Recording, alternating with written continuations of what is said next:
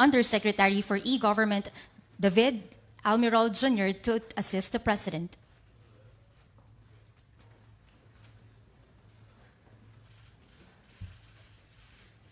We shall now launch the EGOV Super App at the count of 3.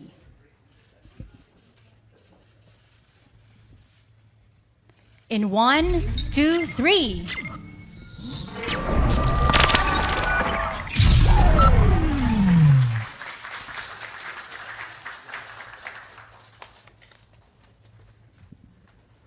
Ladies and gentlemen, please focus again your attention on screen for the presentation of features of the EGOV PH Super App.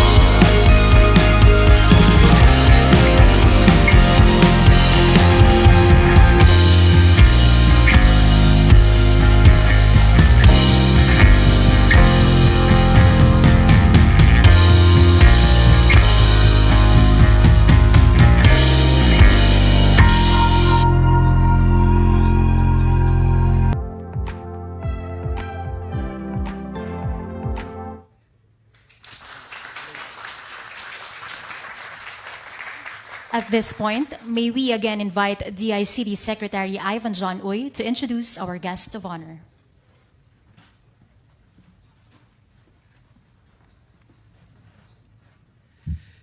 Ladies and gentlemen, the President of the Republic of the Philippines, His Excellency Ferdinand Romualdez Marcos Jr.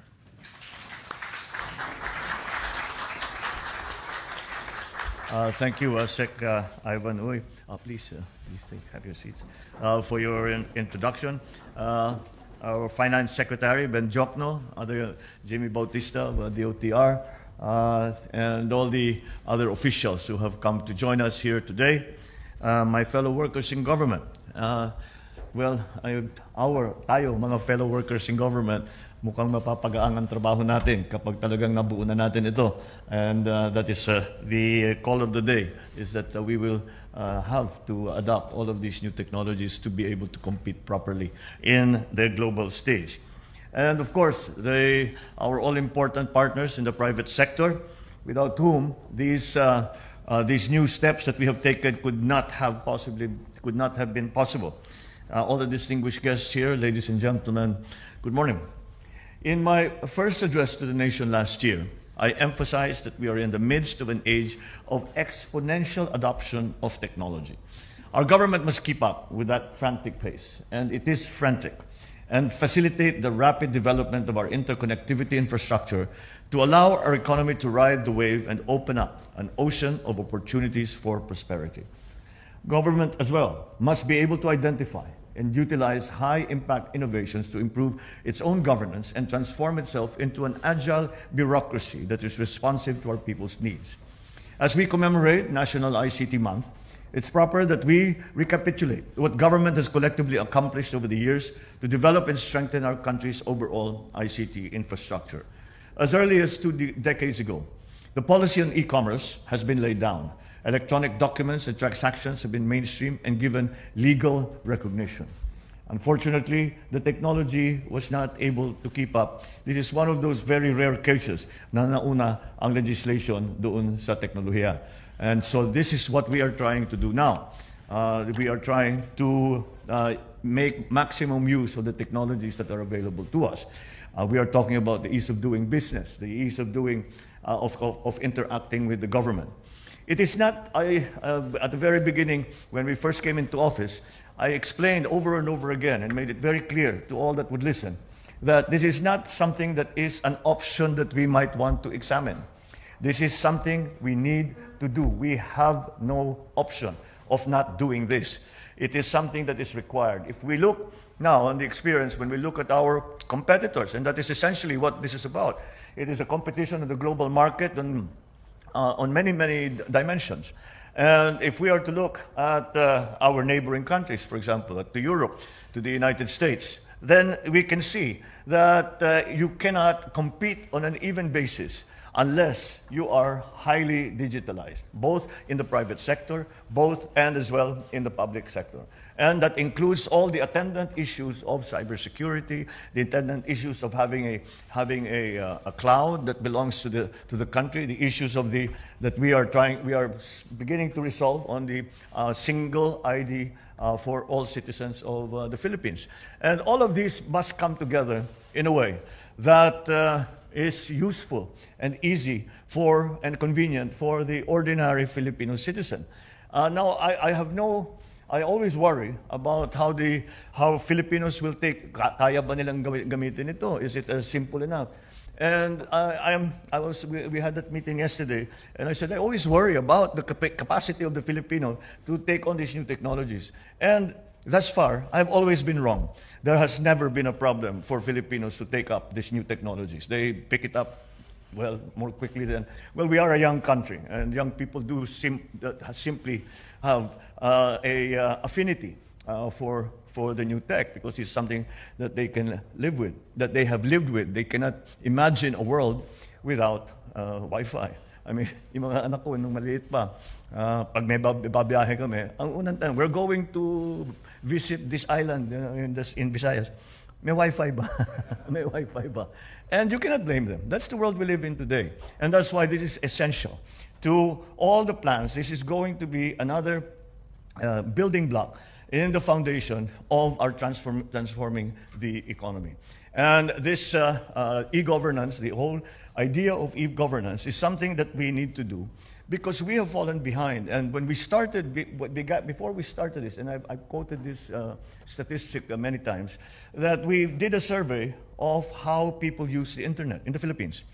And the result was quite enlightening in that they say 95% of their daily activities, the shopping, the paying, the bank, and even the payments to government, all 95% are done online. So ano yung 5%? Government.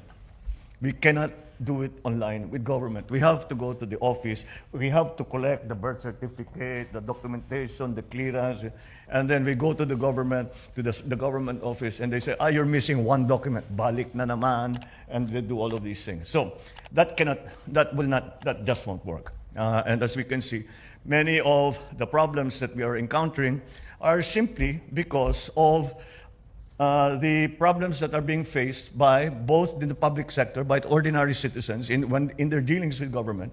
It's the ease of doing the work. It's the ease. Now, we hope with the beginnings of the e-governance system that a